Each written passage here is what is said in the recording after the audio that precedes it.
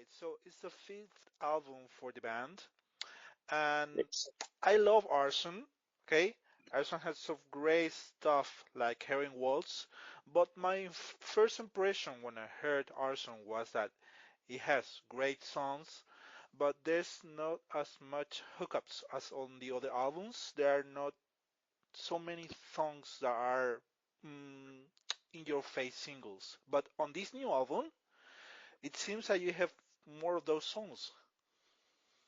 well, I'm really glad you see it that way. I think Arson went a bit more into this, atmospheric direction, Yeah, while one, I think we have more like rock influences, maybe even grunge influences, a yeah. bit more, as you said, hook oriented. So maybe it's easier, like in a short time, to remember the melodies. So, but I'm glad you see it that way. Great. And there are a lot of guests on this new album as well. There are obvious choices like an Age from Alces, which is a great collaboration on Sing for the Damage We Done. And then you have people like Gaeria, where you are touring with. Actually, you have a date in Spain, which was supposed to be on next month, but it Yeah, was in passed fact, on to next year, right? So, but how easy it is for you guys to choose people to collaborate with you in albums? I mean, Alces or Gaeria is obvious choices, but you have more people there. well, from this album, we don't have more now. With Niche, it's just, it's no secret that we were big Alces fans Yeah. since like, so, and by time as we got to know him, it was also easier to not be shy, and ask him if he wants to contribute. So it finally worked out, luckily. Yeah, the Gaeria guys, actually, it's not just because we're doing a tour together. I Yeah. know the guys since more than 3 years already now, because I've been visiting Portugal a few times and got to know them there. And Yes. yeah, we developed a friendship. And now with the new album, I was just blown away by the voice. Hmm. So I thought it would be like, a nice addition to JJ's voice. Right. And also, it's great to have Cream back on the drums here. Okay, so Yeah. Harakiri is known for being a duo, but with this collaboration, I think we can consider that, well, maybe he will be a great choice to be a permanent member in the band. Have you considered having him a permanent member? Yeah, that's always one of those things. It's quite busy with Septic Flesh. It's a Yeah. band that tours a lot. I don't even know if it would be possible regarding the contract. But just imagine we want to do a tour, and then we always have to, check the dates with Kerim playing in Septic Flesh, and it would limit ourselves a lot when we can only play concerts. Of course, Septic Flesh would be his priority, and then to always arrange it that he has free time. I think that would be too complicated. But R- it's really great that he's drumming on the albums, because he has this like incredibly powerful style of playing that really elevates the songs, in my opinion. Right.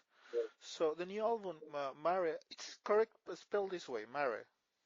Mare. Mare. So this new Yes. album, Mare. Like the So far until Arson, if you check Harakiri for the Sky in any press release or any reviews or anything, it's mentioned that you, Matthias, are actually the mastermind of all the compositions or most of the compositions on the band so far. In Mare, how much of your input would you say it is here? I mean, it's still the same, I Yeah. write all the music, and JJ writes all the lyrics, and then we bring it together. It was still the same. I think it's maybe in the press thing, maybe it makes the impression that Krim also wrote something, but in fact I gave him the drum tracks, Yeah. and he played it, give it to him in the pre-production. So there's no change to the previous albums, regarding how we develop the songs. Right. And actually, the band is quite consistent and quite fast because you have most of the bands are doing albums each 4 years or more because they are more in the pace of this touring recording cycle that they record, they wait until they release, they tour for a couple of years and then wait for another year and then start composing. But you know, you have like a Harakiri for the Sky album almost each 2 years. So, is actually the band or you that fast or that consistent, or are you a person who is writing consistently and have a lot of stuff there stored just to be prepared to be recorded? I think it's a bit of a coincidence that it was always in this 2 year circle so far. Yeah. You know, one after I finished one album, I usually need a few weeks time because then you kind of feel empty because you just brought everything out that you had on ideas, and usually like half a year later I start writing again. I think it, it's just I think the natural amount of time for me that I need to complete an album around these 2 years. But you, Yeah. you have to see by finishing an album until it's released, it's also another like a year probably with all the preparations and so on.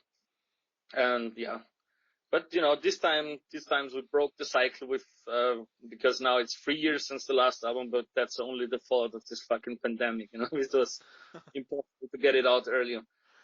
For example, in the pressing plant where we are doing the vinyls, they had like a fucking cluster of coronavirus cases, so it was not possible to deliver the all the vinyls in time. So now we have to. I think we didn't even release the statement yet. We have to release it even 1 month later now because it's not possible to do it on the 29th now. Right. Great. Okay, so this single on this album, Sin for the Damage We Have Done, which you have Nage for Houses, actually is a quite good song. There is something, half of the song, which I don't recognize the instrument that is playing there. It's around the minute 4. So I just wanted to ask you, what is actually played? Do you remember? It's around Wait, 440. So if you give me a second, then I will put it on and then I will know what you mean. Wait a second, I because I think don't I, know the fucking I think it's a times. guitar, but it sounds more of sort of like a bagpipe. Okay, well, let me let me check. Give me a second. Okay, wait. There's definitely no bagpipe in Yeah. there. There's just traditional instruments on there. But it sounds yeah, quite strange, to me at least. Okay, where? You mean the blast part? Yeah. I think, yeah, no, it's just the guitar with the effect on it. It's only So, the guitar. alright, it's just an effect. So, after 5 albums, is it getting easier for you to put out albums? I mean, I assume that after you record everything, you go into the mixing process. And do you think that by now it's getting easier and easier to just do albums, or you are always watching these little details to try to, well, make differences between songs and albums? The whole recording process is easier, of course, because now we know what's expecting us. So being in the studio itself, it gets easier because yeah, we know how to prepare and everything. But the writing process doesn't get easier because after 4 or 5 albums, it just you always are a little bit scared that you might repeat yourself or that you write something that was already somehow in another song. And also when you have a bit of pressure because people expect something from you, that the song will be good enough. When you do the first two records, then you can just they don't think about them because in best case people listen to it, worst case they don't. But now there's a certain expectation, and you have to try not to get too consumed by that, and still write what you really want, what you want to write off your heart, and Mhm. not try to alternate it so the listeners might be pleasured more by it. Because that would probably destroy the songs. Yeah. So yeah, it's a bit of both to answer your question. Right. So, Harakiri for the Sky after all these albums was put as a forefront band mixing black metal and post-rock, this great mix.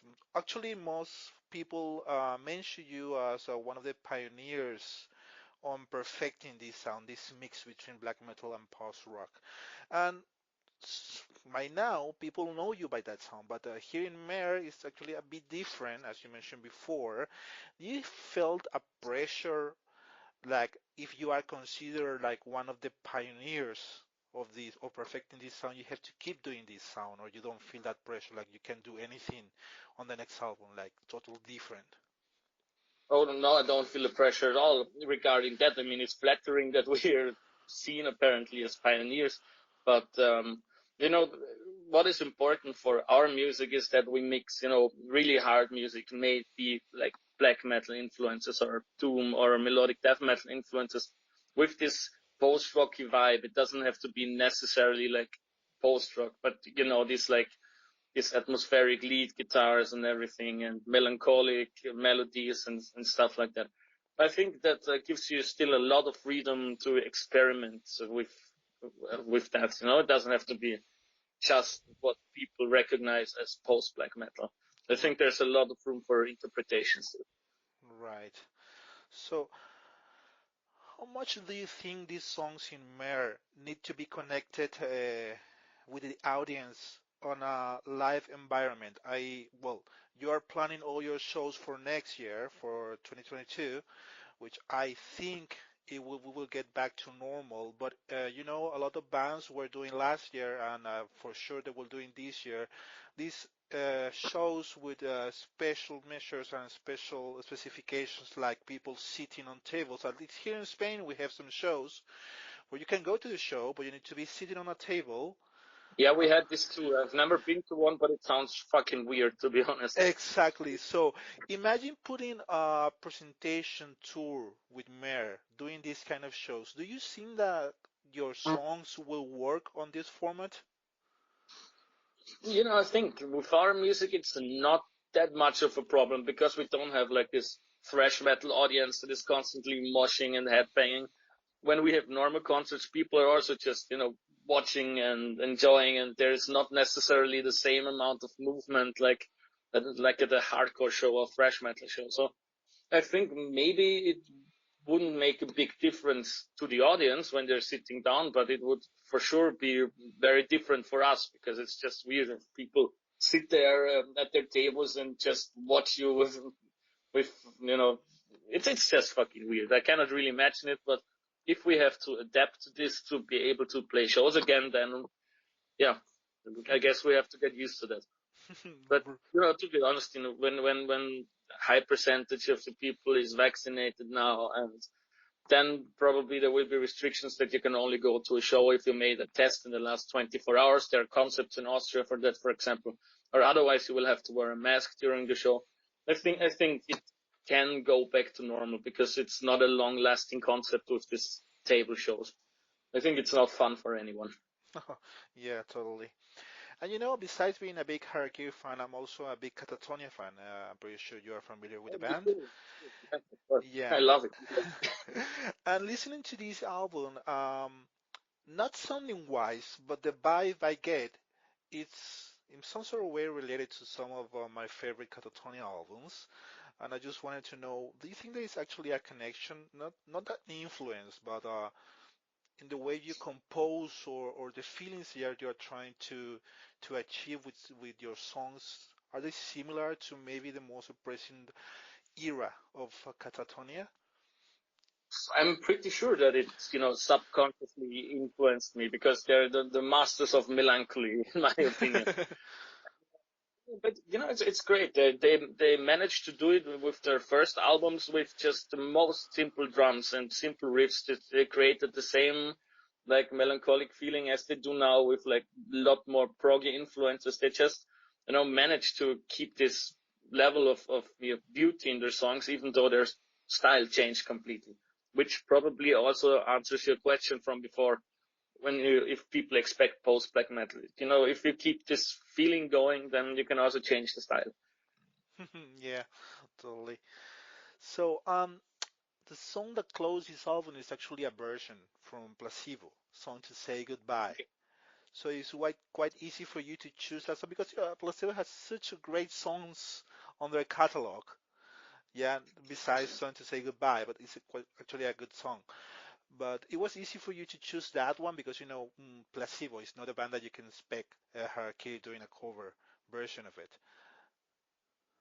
Yeah, exactly. We like to use unusual songs from a different genre of music because doing a black metal cover, a black metal band doing a black metal cover is most times not very exciting.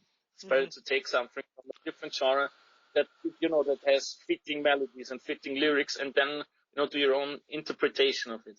And it was, for me, it was not easy to choose one Placebo song because there are more that I equally like, but our singer, he has a special connection to the lyrics of especially this song. So that, took the decision out of my hands. So it was easier to finally figure out which song to do.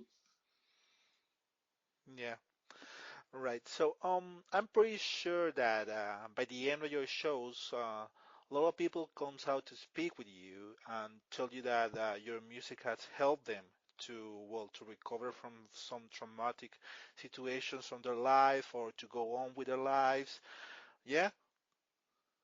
Yeah, that happens quite a lot actually. And that's something that I think is very beautiful, because if you see that your music has an impact, or that it helps people, or if it doesn't help them, at least they can identify with it.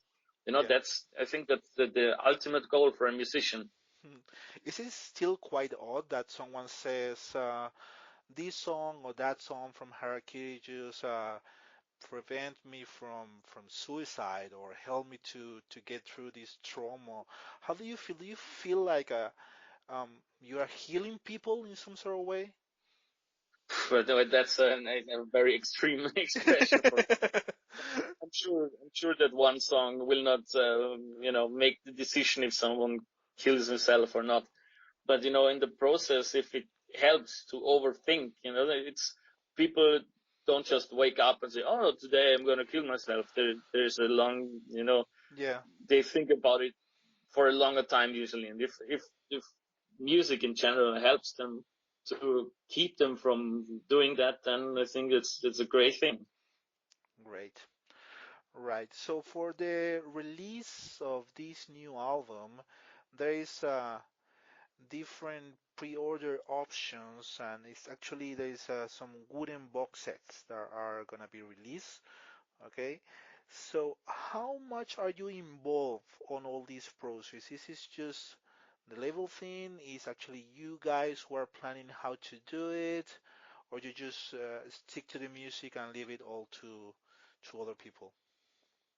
I mean, we usually have our ideas. We want to do it, of course, different than the versions of the latest album, and then we discuss it with our label boss. And he's also very involved in that, and also brings in good ideas. But he's the one that says, like, okay, this is possible, this is not possible. I mean, you have to be realistic at some point. If you pack a vinyl box with 100 items and then it weighs 10 kilograms, then it's impossible to ship it somewhere because people would need to pay, I don't know, 50 euro shipping costs. Yeah, So he's the one who always brings the realistic approach to it. But yeah, we try to always do something a bit different, a bit new, so that people actually, that it's worth buying a physical copy and not just listen on Spotify. right. Okay, well, just to finish the interview, um, with all the albums that you have released, the debut since 2012 until now, in which album have you felt more complete as a musician? I mean, the album that you finish recording it, and you can keep listening to it these days, and you'll say, I won't change a thing of that album. That's fucking perfect. I won't touch a thing. Because Tough. most musicians will say, "Oh, my last album, it's normal. It's pretty normal because it's fresh, it's new. You won't change anything from it." But maybe you listen to it in a couple of years and you'll say, "Okay, maybe I can try something different here." Have you felt something like this on any of your albums, on your any four albums, other four albums? You know, okay, well, how should I start with that? at that point when I released it, I was surely happy with it because otherwise I wouldn't have put it out, you know. Yeah. And and when I listen to old songs, then it brings back the memories of the stuff that happened back then, and it's like a bit of time travel in your mind. Um, of course, like production wise and so on, I would these days do things differently, but I think the albums are fine as it is for the time they came out. So I'm not unhappy with anything. Let's put it like this. Right. But I'm also curious, for example, how the first two albums would sound with the possibilities that we have now to record, and that's why we will, for like the 10-year anniversary, we will maybe do something like that as a little hint. Well, next year actually is gonna be the 10th anniversary of the debut album. Yeah, the Yeah. first album came out, yeah, in 2012, yeah, so Yes. it's next year. Exactly. So, Yeah, time flies. Huh? if someone goes with the idea of re-recording these songs, same songs, with all the capacities you have now, studio and producers or maybe collaborations, would you do it? Yeah, we planned that actually. All right, great. Well, Let's see, Matthias, yeah. we want to keep the same spirit, we don't want to change a lot, just, a bit of a different sound. All right. Not like In Flames did with the Claim and re-recording, which was fucking horrible. Yeah, I couldn't listen to those songs actually. In Flames was a very special band when I was growing up in metal, Yeah, it was my and first metal band. That's and when I heard the re-recording of those songs, I thought that why are you touching those songs? But and yeah, exactly. it's maybe it's a common fear for musicians because people maybe listen to that album like for example in Harakiri For The Sky case 10 years ago and it was very special for them and you put it the same it's the same song but it's a different sound and maybe they hate it. I Yeah, hate I hate those songs, those In Flames recorded that's songs. the thing.